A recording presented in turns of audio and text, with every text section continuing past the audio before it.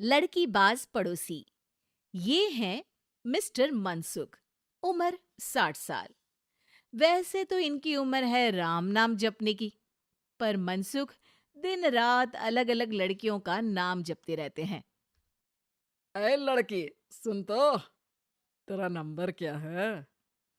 Uncle, अभी तो आपका नंबर है। अर्थी बुक कर लो अपने लिए। अरे अभी तो मैं जवान हूँ लड़की, सफेद बालों पे मत जा। मनसुख राम को लड़कियां छेड़ने की गलत आदत थी। पत्नी बहुत पहले गुजर गई थी, जिसके बाद मनसुख खुले बैल की तरह हो गए। जहां दिखी नारी वहां लाइन मारी। मनसुख राम के पड़ोसी सोनी जी के यहाँ नई बहू आई।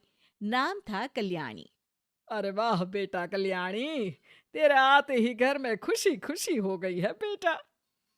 अरे माँ जी, जलेबी खाओ, बात मत करो, बोलने से खुशी को नजर ना लग जाए। जैसे मोहल्ले की हर लड़की पे मनसुख की नजर थी, वो कल्याणी को भी बुरी नजर से देखता है। एक दिन कल्याणी छत पे मिर्ची सुखाने जाती है। दूसरे छत पे खड़ा मनसुख गाना गाने लगता है। उफ उफ मिर्ची, हाय हाय मिर्ची, देखे तो तुझे लग जाए मिर्ची। कल्याणी को लगता है कि यूं ही गा रहे हैं, शौकिया तौर पर ये तो होता ही रहता है। एक दिन कल्याणी आंगन में पौधों को पानी दे रही होती है। फूल हूँ गुलाब का, चमेली का न समझना, आशिक हूँ मैं आपका, सहेली का न समझना। कल्याणी को ये बात बहुत अजीब लगती है, क्योंकि शायरी बोलते वक्त मनसुख उसी की तरफ देख रहा था। वो अंदर जाती है और अपनी सास को कहती है, ये जो हमारे पड़ोसी हैं। अरे दूर रहना उससे। हाँ, दूरी रहूंगी, पर ये थोड़े अजीब नहीं है? अरे अजीब, आवारा, ठरकी, पता नहीं क्या क्या आदमी है वो। हर लड़की पर नजर डालता है वो। उसकी उम्र की वजह से कोई उसे कहता नहीं। बाकी उसे आसपास रखना भी नहीं चाहिए। अरे पर ऐसे थोड़ी ना चलेगा। एफआईआर करवा देनी चाहिए। हवालात में हवा और लात खाएंगी तो समझ जाएंगे। अरे यही तो दिक्कत है ना समाज की।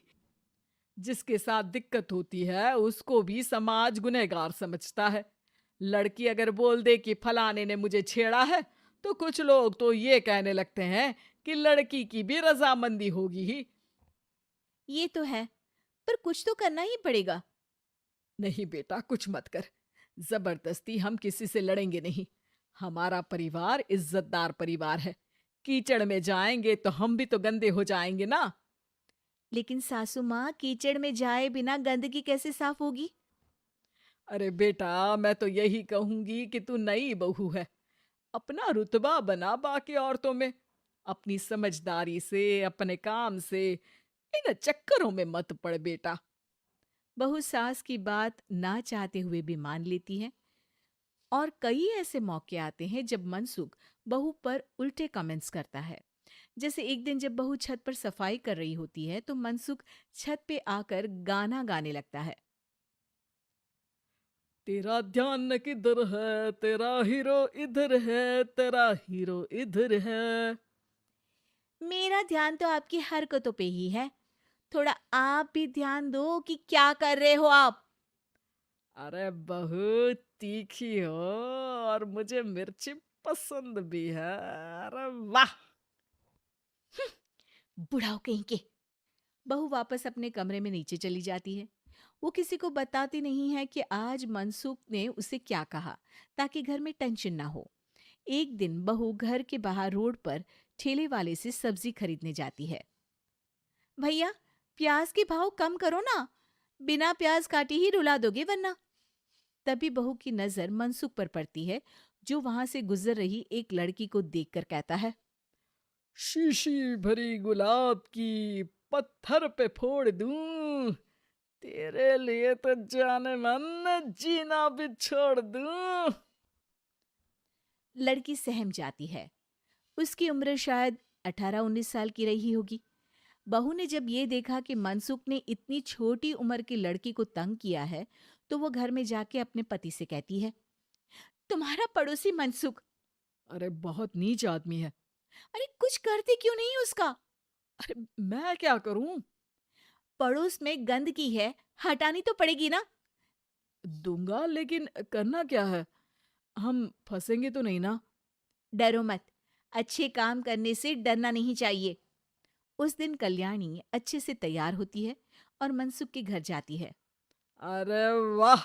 आज तो घर में चांद उतर आया है। आपकी शायरी, आपके गाने मुझे यहाँ खींच लाए। शाम को मेरे पति और सास घर पर नहीं रहेंगे। आप मेरे घर आ सकते हैं चाय पीने। अरे जरूर, जरूर। मुझे पता था तुम समझदार हो, पर इतनी जल्द मुझे पसंद करने लगोगी ये नहीं सोचा था। चाय पे इंतजार रहेगा। मनसुख शाम को कल्याणी के घर चला जाता है। आप बेडरूम में बैठिए, वहां चाय पियेंगे। अरे वाह! बेडरूम में चाय!